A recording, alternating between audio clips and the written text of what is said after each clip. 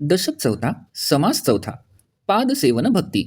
श्रीराम मागा झाले निरूपण, नामस्मरणाचे लक्षण.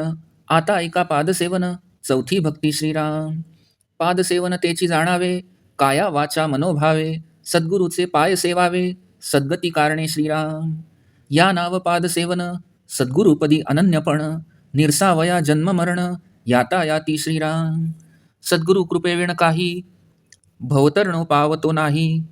या कारणे लवलाही, सद्गुरु पाय सेवावे. श्रीराम सद्वस्तू दाखवी सद्गुरु, सकळ सारासार विचारू.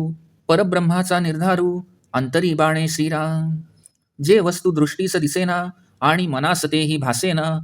संग त्यागे विण येना, अनुभवासी. श्रीराम अनुभव घेता संग त्याग नसे, संग त्यागे अनुभव न दिसे. हे अनुभवा यासीच भासे, येरा गथा गोवी. श्रीराम संगत्याग आणि निवेदन, विदेहस्थिती अलिप्तपण. सहजस्थिती उन्मनी विज्ञान, हे सप्तही एकरूप. श्रीराम याही वेगळी नामाभिधाने, समाधानाची संकेत वचने. सकळ काही पादसेवने, उमजो लागे. श्रीराम वेद वेद गर्भ वेदांत, सिद्ध सिद्ध भावगर्भ सिद्धांत. अनुभव अनुर्वाच्य धादांत, सत्यवस्तू. श्रीराम बहुधा अनुभवाची आंगे, सकळ कळती संत संगे. चौथे भक्तीचे प्रसंगे, गौप्य ते प्रकटे. श्रीराम प्रगट वसोनी नसे, गौप्य असोनी भासे. भासा अभासाहून अनारिसे, गुरुगम्य मार्ग. श्रीराम मार्ग होय परी अंतरिक्ष, जेथे सर्वही पूर्वपक्ष. पाहो जाता अलक्ष, लक्षवेना. श्रीराम लक्षे जयाशी लक्षावे, ध्याने जयाशी ध्यावे. ते गे तेची आपण व्हावे, त्रिविधा प्रचिती. श्रीराम असोही अनुभवाची द्वारे, कळती सारासार विचारे. सत्संगे करून सत्योत्तरे, प्रत्ययासी येती. श्रीराम सत्य पाहता नाही असत्य, असत्य पाहता नाही सत्य. सत्यासत्याचे कृत्य, पाहणारापासी. श्रीराम पाहणार पाहणे जया लागले, ते तद्रूपत्वे प्राप्त झाले. तरी मग जाणावे बाणले, समाधान. श्रीराम नाना समाधाने पाहता, बाणती सद्गुरु करिता. सद्गुरु वीण सर्वथा, सन्मार्ग नसे. श्रीराम प्रयोग साधने सायास, नाना साक्षेपे विद्या अभ्यास. अभ्यासे काही गुरुगम्यास, पाविजेत नाही. श्रीराम जे अभ्यासे अभ्यासिता नये, जे साधने असाध्य होय. ते हे सद्गुरु वीण काये, उमजो जाणे. श्रीराम या कारणे ज्ञानमार्ग, कळाया धरावा सत्संग. सत्संगे वीण प्रसंग, बोलोची नये. श्रीराम सेवावे सद्गुरूचे चरण, या नाव पादसेवन. चौथे भक्तीचे लक्षण, ते हे निरोपिले. श्रीराम देव ब्राह्मण महानुभाव, सत्पात्र भजनाचे ठाव. ऐसे ये ठाई सद्भाव, दृढ धरावा. श्रीराम हे प्रवृत्तीचे बोलणे, बोलिले रक्षा या कारणे. परंतु सद्गुरु पाय सेवणे, या नाव पादसेवन. श्रीराम पादसेवन चौथी भक्ती, पावन करीतसे त्रिजगती. जये करिता सायोज्य मुक्ती, साधकास होय. श्रीराम म्हणूनी थोराहुनी थोर, चौथे भक्तीचा निर्धार. जये करिता पैलपार, बहुत प्राणी पावती. श्रीराम इति श्रीदासबोधे गुरुशिष्य संवादे पादसेवन भक्तीनाम समास चौथा समाप्त.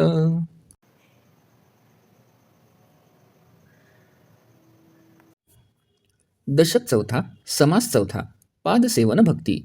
श्रीराम श्री समर्थ म्हणतात की मागील समासात नामस्मरण भक्तीचा लक्षणांचे निरूपण केले.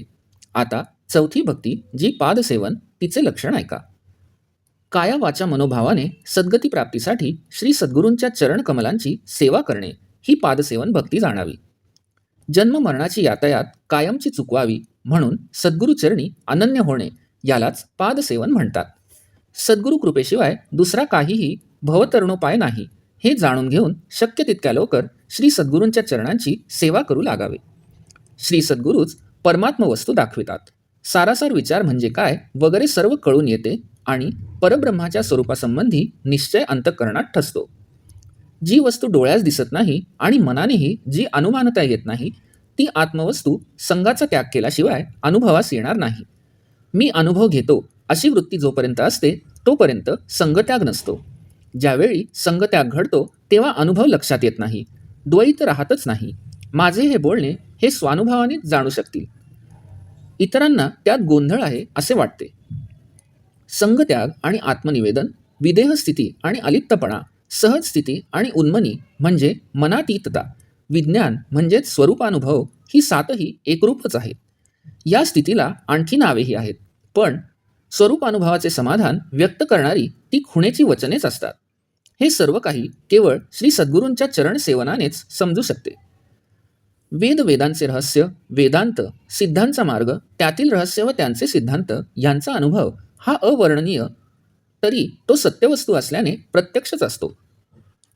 आत्मानुभवाची अशी अनेक अंगे आहेत. ती संत संघाने, संत समागमात कळू लागतात. चौथ्या भक्तीचे वर्णन करण्याच्या प्रसंगाने परमार्थातील अनेक गुप्त रहस्ये प्रगट होत आहेत.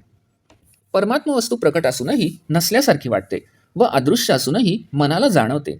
भास आणि आभासाच्या अतीत अशी ही परमात्म वस्तू गुरुगम्य मार्गानेच जाणता येते. गुरुगम्य मार्ग हा आत्मरामाशी ऐक्य पावण्याचा मार्ग आहे. तेथे इतर तर्क इत्यादी पूर्व पक्षांप्रमाणे टिकू शकत नाही. कारण स्वस्वरूप मन, बुद्धी, इंद्रिय आदींनी जाणता येण्यासारखे नाही. त्या वस्तूस लक्ष देऊन आतमध्ये पाहण्याचा प्रयत्न करावा. ध्यान धरून त्यास जाणावयाचा प्रयत्न करावा. मग तसे करताना ती वस्तू स्वतः आपणच होतो. शास्त्र प्रचिती, गुरुप्रचिती आणि आत्मप्रचिती ही त्रिविधा प्रचिती आहे. असो, स्वस्वरूप अनुभव प्राप्त करून घेण्याचे असे मार्ग आहेत. ते सारासार विचाराने कळतात व सत्संगाच्या योगे त्यांचा खरोखर अनुभव येतो. परमात्मा सत्य स्वरूप आहे. त्याचा शोध घेऊ गेले की असत्याचा, माईक सृष्टीचा लोप होतो. या उलट माईक सृष्टीला खरे मानून त्यात गुरफटल्यावर सत्य स्वरूप परमात्मा दुरावतो. याप्रमाणे पाहणाऱ्याच्या दृष्टीवर सत्य असत्याची प्रचिती अवलंबून असते. पाहणारा परमात्मा वस्तू पाहण्याचा प्रयत्न करतो तेव्हा तो वेगळा उरतच नाही, तद्रूप होऊन जातो. असा तो जेव्हा तद्रूप होतो तेव्हाच त्याच्या अंगी समाधान बांधते. समाधान अनेक प्रकारे होत असले तरी सद्गुरूंच्या कृपेनेच अंगी बांधते. त्यांच्याशिवाय परमात्म प्राप्तीचा दुसरा मार्गच नाही. नाना प्रयोग केले, ज्ञान, भक्ती, कर्मयोग आदी अनेक साधना केली, निरनिराळ्या प्रकारे जप तप आदी सायास केले, मोठ्या प्रयत्नाने अनेक विद्यांचा अभ्यास केला, तरी गुरुकृपेमुळे जी प्राप्ती होते ती दुसऱ्या कशानेही होऊ शकत नाही. जे अभ्यासाने प्राप्त होऊ शकत नाही, जे साधनांनी असाध्य आहे, त्याचे ज्ञान सद्गुरूशिवाय कसे काय होणार? म्हणून ज्ञानमार्ग कळण्यासाठी सत्संग करण्याची अत्यंत आवश्यकता आहे. सत्संगाखेरीज या गोष्टी बोलूसुद्धा नयेत. सद्गुरूंच्या चरणांची सेवा याचेच नाव पादसेवन. याप्रमाणे चौथ्या भक्तीचे लक्षण येथे वर्णन केले आहे.